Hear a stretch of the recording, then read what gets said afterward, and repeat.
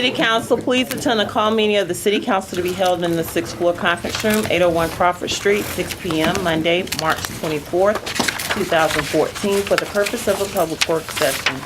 In addition, you may consider a motion to go into closed meeting by order of the mayor. Mr. Cherry? Here. Mr. Evans? Here. Mr. Meeks? Here. Mr. Moody? Here. Ms. Simmons? Ms. Randall? Here. Mayor Wright? Here. Mr. Rowe? Thank you, Deborah. Good evening. Good evening. Happy spring. Couldn't tell from yesterday.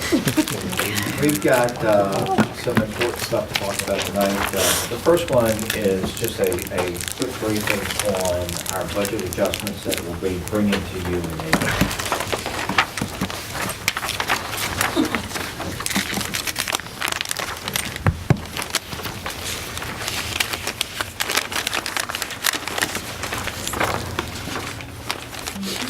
Good evening. This is just a quick briefing on some budget adjustments that we'll be bringing to you at some of your upcoming meetings. Whose crescent wrench was that? Pardon me? Whose crescent wrench was that? We keep that on the I fifth floor for making Every once in a while, you need to pull it Yes, out. sir. That's right. I got you. Happens That's up. right. It's a little tighten. Go That was ahead. on a round nut, though. Just bad away. We have two budget adjustments that will be coming to you tomorrow night, and both of those relate to the CIP fund. The Midtown Corridor project, the Turnpike Road project, we're appropriating the required local match. And for the radio system, you may recall that at your last meeting, we said we were going to be doing an RFQ to hire somebody to value engineer that project. Right now, that's an $8 million project. We want to make sure that we are only speccing what we need and that we are getting the best value rather than having one vendor set that series of specifications for us. We'll be coming back to you in April with some additional adjustments. The first is to allocate the cost of the 3% general wage increase and the 2% step increase that was budgeted in this year's budget. We budgeted, as we will in future years, we budgeted the full amount in non-departmental, and then we're spreading it out based on each department's actual needs. So if there's any savings from that, we will retain it in the non-departmental fund. Accounting-wise, you may recall that we have $3.4 million that is included in the 2013-14, the current year budget, as monies that were to be returned from the schools. We booked all of that, plus the additional money returned to the schools, which is almost $14 million in total, to the 2012-13 accounting books. We accrued it back.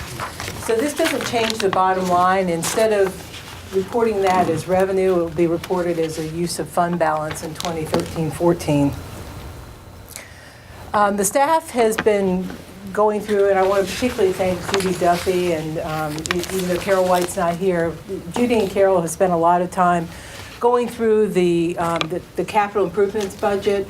We're looking at projects that either have funding sources that are unlikely to be realized, such as sale of land that had been budgeted years ago, or projects that should be closed out or can be reduced in their overall budget. So they have scrubbed through all of those accounts and are taking a last-minute look at it, but we will request the council reallocate the funds and have certain projects that will close out.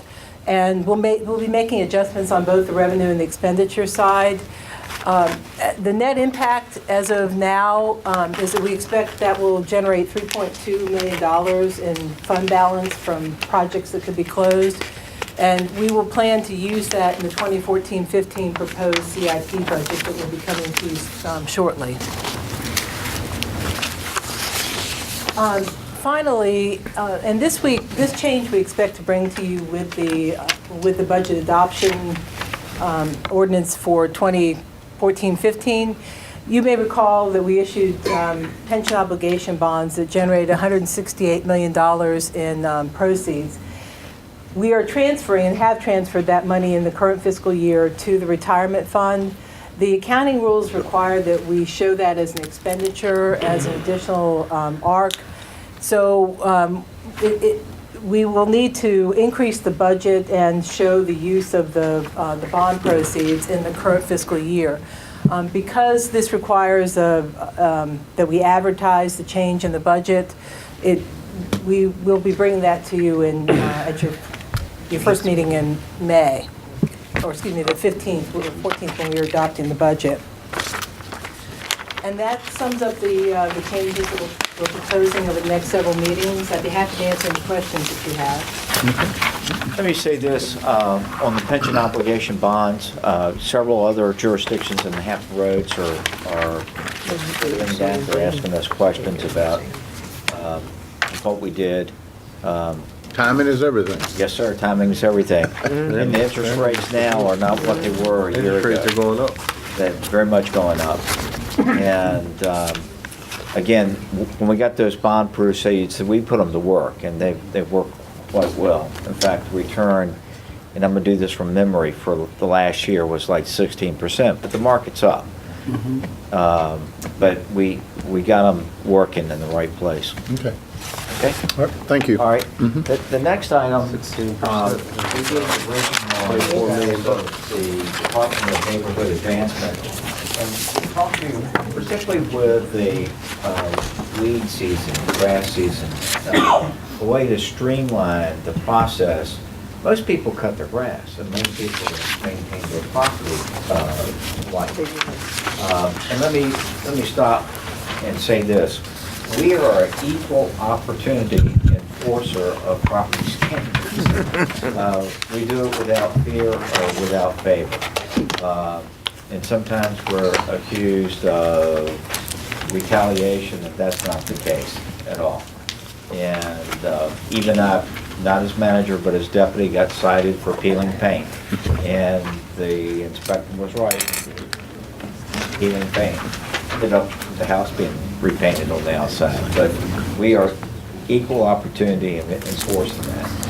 But Fred and his staff have come up with a proposal that we'd like to present to you tonight and let it lay on the table for 2 weeks to allow for you to think about it, to hear from the citizens. And we welcome your input, and we welcome the input of the people looking at this meeting at home.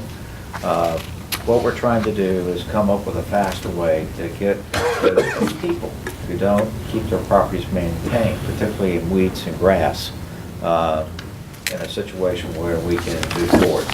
And so with that, Fred's going to give us... I had a question. The first year on the pension bond money, what was the cost of that money? What did it cost us? Carol? 4 point... I want to say 4.2, but we can get the exact number for you. Yeah, it came in lower. Remember, we used a higher interest rate, Right. and our all-in cost was 4.2. We beat our number. Right. And that's taxable. Yeah, these are taxable bonds. Right. Okay? And just to, what we'll do, if we went to the market today with the same issue, We wouldn't go. You wouldn't go. We wouldn't go. You wouldn't go. Yeah, you can. But that's about a $20-some million at 16% of 168 million. well, that 16% is on the return on all of All our of it, right. investments. Correct. And we're going to get, that report is given to the retirement board on a periodic basis. But Carol and I talked about, we want to bring you the same information so that you have an understanding how your money is being used. That's good. And, 16, that's really good, but there are going to be years in the future, like we sure. talked, Yeah, you're gonna have where we're 4. going to take a look at. Yeah. So But our we're- policy is that we're putting that money back into Back the into plan the to plan. keep buying it Right. down. And remember, our target over the next 2 6%. decades is 7.5%. So we know that there are going to be a series of recessions over the next 2 decades, but there'll be good times like what we've got now. Thanks, sir. Mayor, Vice Mayor, members of council, good evening. It was interesting, last meeting, we had a presentation to you to sort of give you what we've been hearing since August from the citizens through a number of avenues. And if you remember the slide, it was neighborhood needs. With the discussion we had with you and not having any negative coming back to us, we started working on some of these items that you see before you. The way to help senior and disabled. We've actually formed a partnership with the sheriff and a couple of churches right now to be able to create a list where individuals can go to if they need help with yard, house, those types of things. I'm going to skip one, and we've been talking about emphasis public education. We're talking through the Neighborhood Academy to get more information out using the email blast with Livor's Pace Office to get that information out. Mechanism to allow comparisons of neighborhoods. We've actually completed the field work to create a vacant structure database for the entire city. And we've said every structure that's vacant, not long-term, short-term, whatever. But the idea was to look at every structure and at the same time grade them. And we're seeing some results that are interesting, and we'll provide them to y'all later. Some neighborhoods have 1 or 2, some have 100. So it's very clearly showing we've got some hot spots, and that allows that mechanism to start looking at those neighborhoods. And then we were looking again, how can we bring neighborhoods that are very strong together to work with neighborhoods that are just starting or that are having problems. And that leads us to the last item, and it's in red, it's more aggressive code enforcement. For the vast majority of Portsmouth residents, they own their home, whether they rent there, they take care of it, they cut the grass, they do what they're supposed to do. And it's not only with Portsmouth and with our codes, but just about every type of code you run across, you'll see that 80 to 90% of the people do what is expected of them. They ask the questions, they get the permits, they maintain their property. It's those few that keep having us come back and come back and come back. One comment we hear that's really telling is, every time the inspector sends me a notice, I cut my grass. I'm going, wait a minute, guys. You're supposed to be cutting the grass before we send the notice. And then the other part of it is, I always get it cut before the contractor gets there. Well, no, you're supposed to cut it every week or every 10 days, not every 6 or 8 weeks, whatever. And that's been one of the things that we've looked at is causing, we think, part of the city to look bad, look shabby. High weeds and grass, knee deep. The code says 10 inches. And so what the inspectors are bringing to you is we have a code section that says what we're supposed to do. And the way it's worded causes us delays. And let me show you the code section. The one thing that's really killing us, it says we're to send a notice and we're to do it 10 days and then we can go cut the grass. But then there's another section right after that that says, oh, if you don't know the address of the owner or if the letter comes back, then you post the property. Well, it takes 21 to 28 days for the post office to get the letter back to us. So all of a sudden we're sitting there waiting on the post office. And to look at that and try and make certain we've done a little bit more, I guess you would say, we have been issuing a 5-day courtesy notice. Then the inspector goes back. They went and saw it as a problem, then they go back and said, oh, it's still there. Then they issue a 7-day violation notice and go back again and see it's not taken care of. And then they issue a 5-day final notice and post the property. What we're proposing is to take all of that away and do the posting of the property at the same time we issue the violation letter. So we don't have to wait. If the letter comes back, we've posted the property, and then we're allowed to get the contractor into that property in 7 days instead of 28 days. We're hearing the neighbors complaining. I called you when it was ankle deep, and now it's knee deep. The contractors that we use are complaining, I'm burning my machines up and my equipment because the grass is so high. And we've literally heard from the individuals going, well, yeah, the way y'all got it set up, I don't have to worry about it, but maybe 3 times a year. And then I get out there and get somebody to cut the grass. Well, that's not the way we think it should be. And so what we're doing is we're proposing this change so that the notice is sent, we post the property at the same time, and then when we go back and it's not taken care of, at the end of that 7 to 10 day period, we can get the contractor into that property immediately. Now, it will reduce the time from the 21 to 28 days to 7 days. And the reason I mentioned that we're going to the seniors and the disabled is we want to be able to not penalize those individuals. We want to be able to create a schedule with some group where the grass gets cut, the yard's maintained on a periodic basis instead of us having to send a notice over and over again. We have the continued time for responses for repeated offenders. We were following this every time we went to the property. The state law and our code actually says you issue one notice a year and then you just go have the grass cut. And so if you followed me when I said the way we are doing things right now, initial inspection, then we go back after 5 days, then we go back after 7 days, then we go back after 5 days, and then we go back at least once to check on the contractor to make certain the grass is cut. So that's 5 or 6 times the inspector visited the site under our current process and code. During the 7 days, we will go for initial inspection and we post it. We make an inspection after that, and then we inspect it for the contractor. So we're cutting the number of visits to the property almost in half. And at the same time for the repeat offenders, again, instead of 5 times, we're doing it twice. And the idea is to try and get this stuff before it gets up so deep that it's causing us to look like it's a problem. We're more responsive to the individuals in the neighborhood.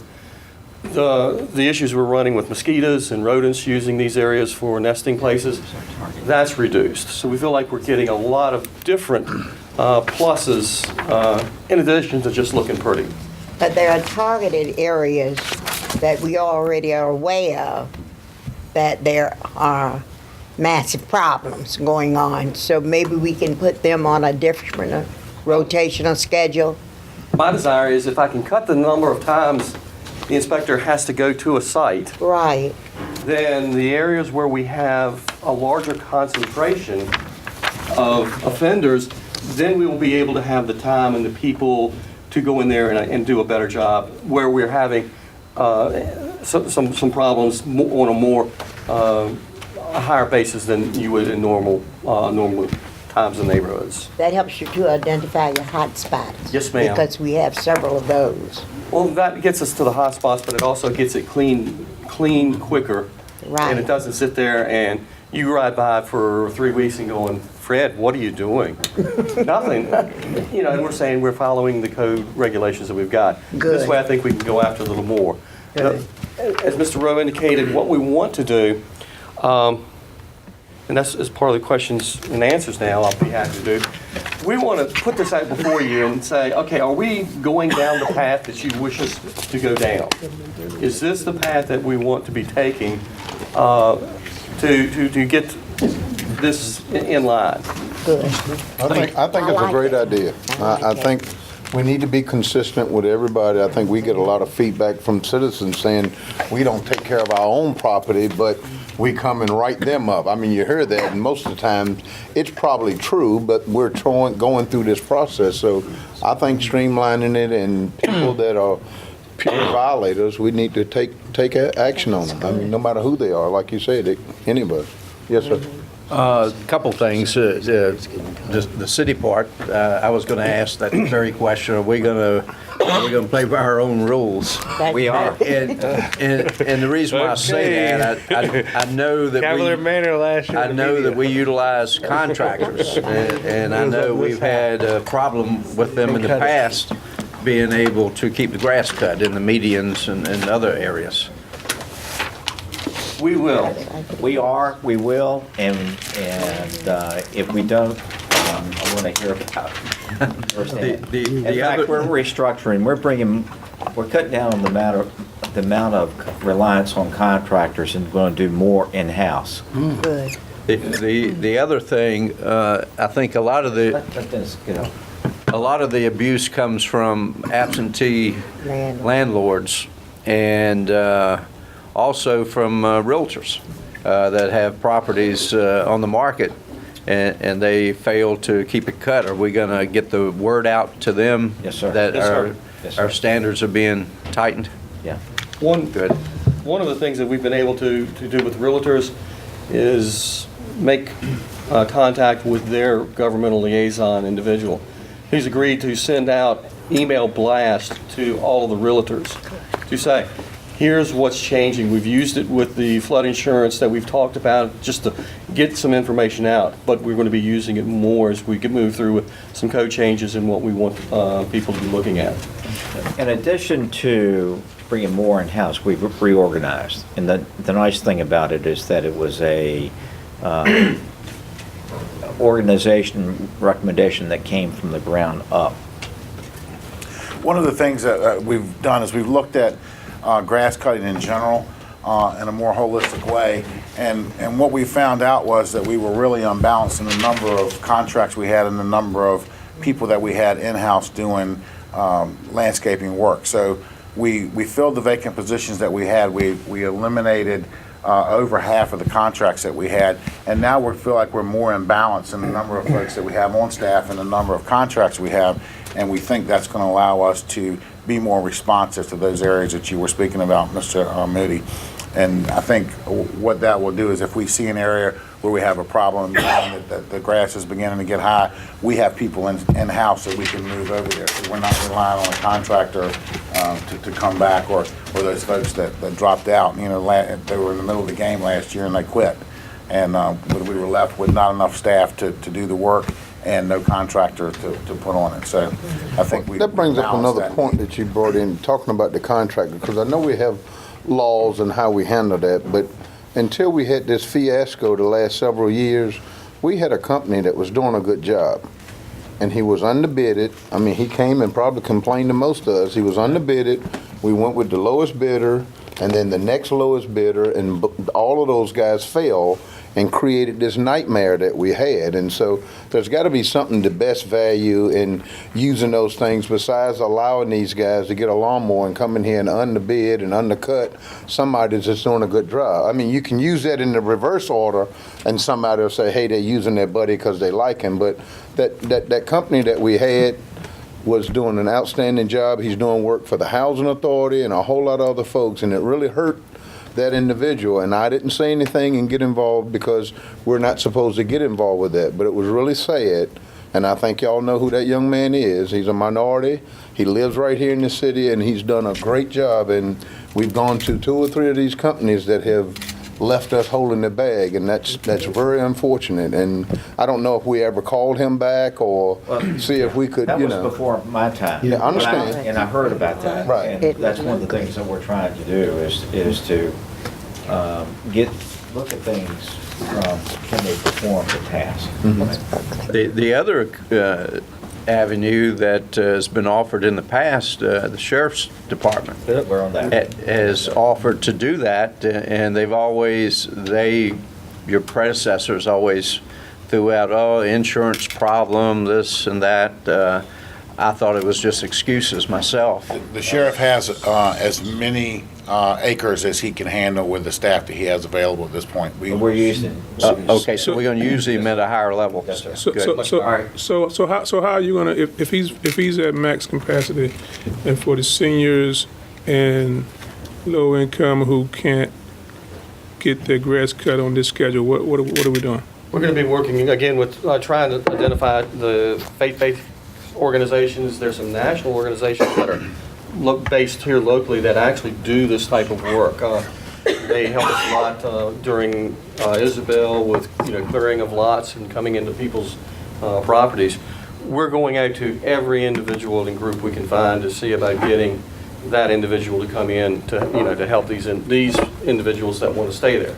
Now, it is interesting, the sheriff has a very clear rule. If he pulls up and the senior's there but has 4 teenage grandsons that are living with her and are sitting on the front porch, he goes, okay, here's your lawnmower, I'll let you use it. Right. And he sort of gets them to understand that they're supposed to take care of, and help.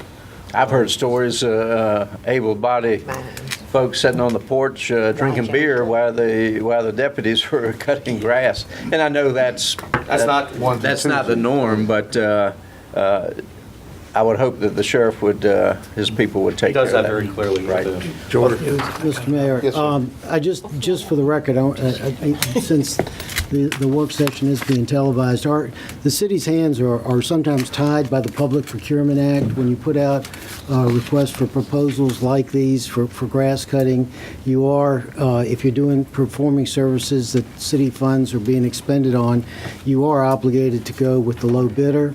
However, when you establish a track record for that low bidder, if they don't perform, they establish a track record by which they can be denied the opportunity to bid on future contracts. So we did establish quite a record in the last year or so with some bidders. So that will make it easier for us to get people who can perform up to the standards that we expect. But I just wanted the record to reflect that it wasn't an arbitrary decision.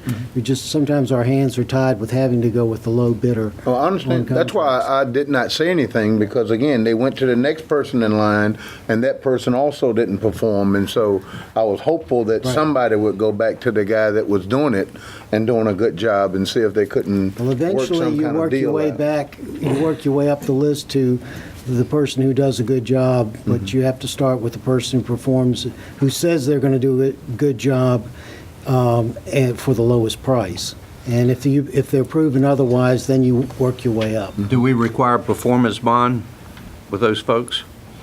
That would be one way to Make them accountable. You'll run a whole lot more way there. Make them accountable. and it may be, grass, and it may be the ones we want to be running away. That's right, that's accountability.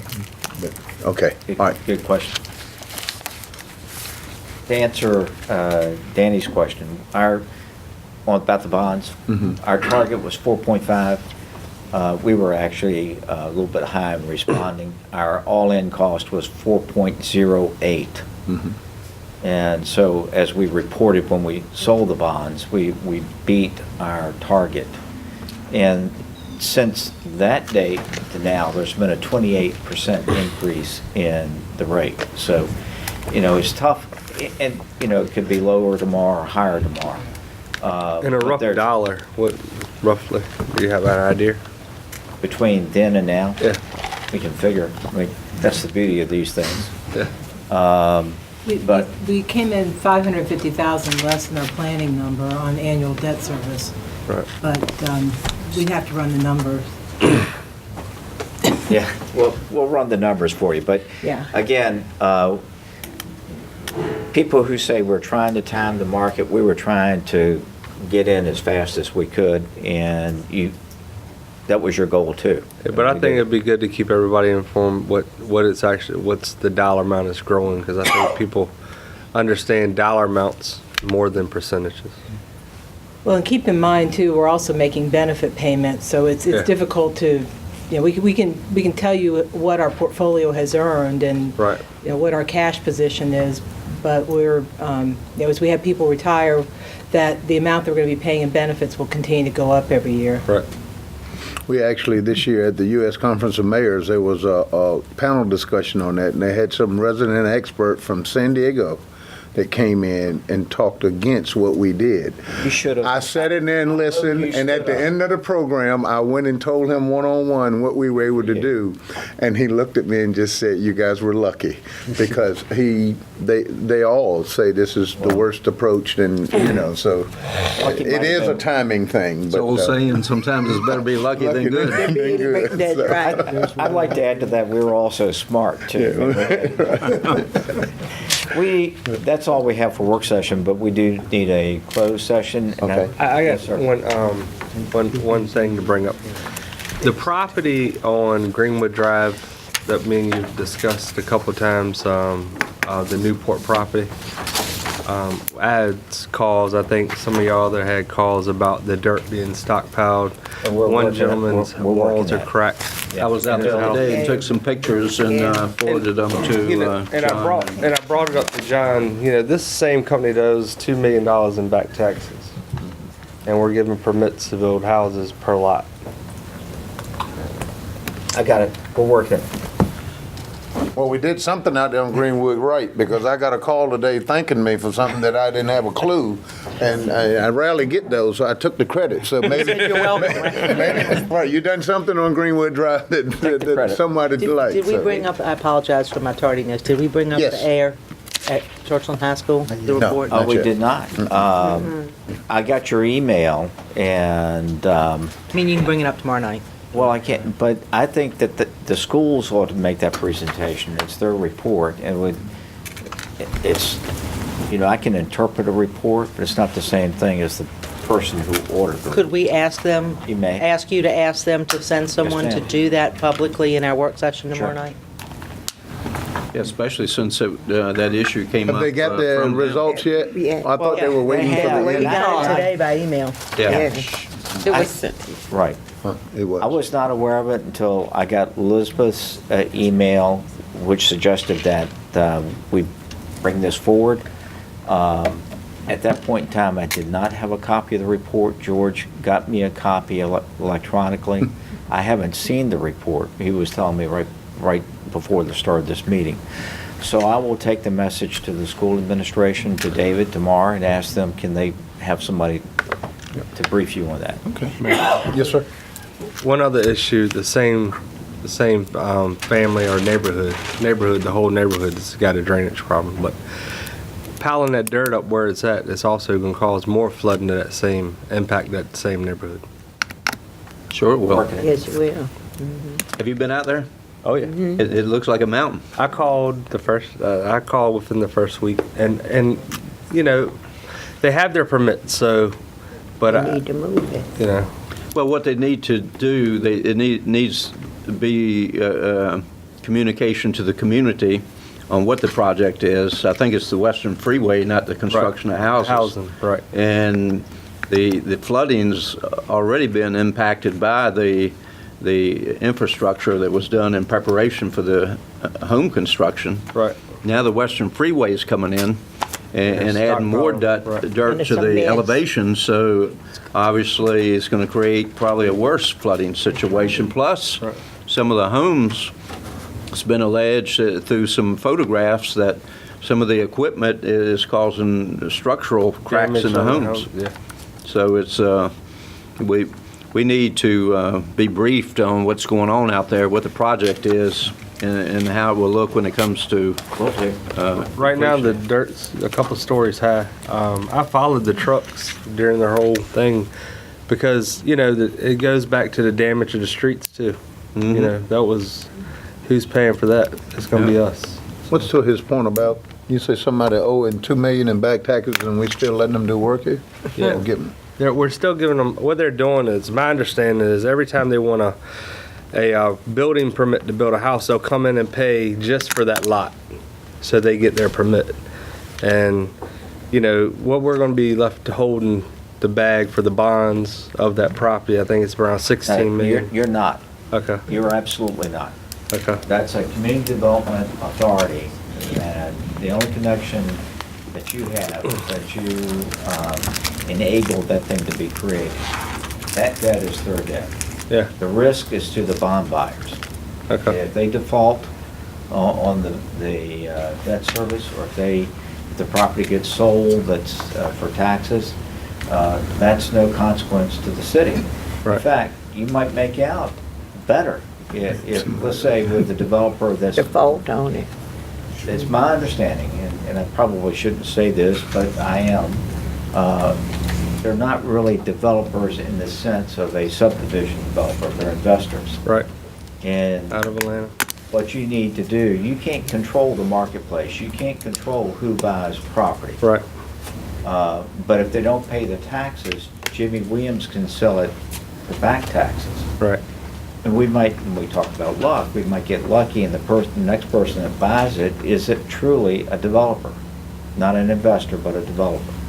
But it's still $2 million owed on back taxes, and they're still coming in just paying for that one individual lot. So there's no way to flag that to make sure that we know that we don't want that? I mean, we'll look into it. but- Yeah, let's Okay. make sure that we We got our facts. are narrative to the map so that you understand exactly what's going on. Okay, all right, very good. Okay. I move to go into a closed meeting pursuant to the provisions of Virginia Code Section 2.2-3711 for the following purpose.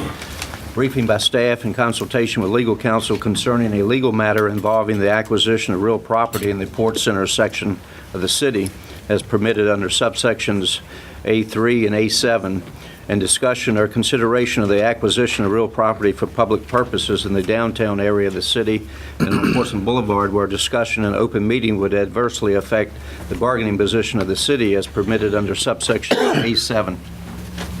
Second. Second. Mr. Cherry? Yes. Mr. Edmonds? Yes. Mr. Meeks? Yes. Mr. Moody? Yes. Ms. Simmons? Yes. Ms. Randall? Yes. Mayor Wright? Yes. We are in closed session. Thank you.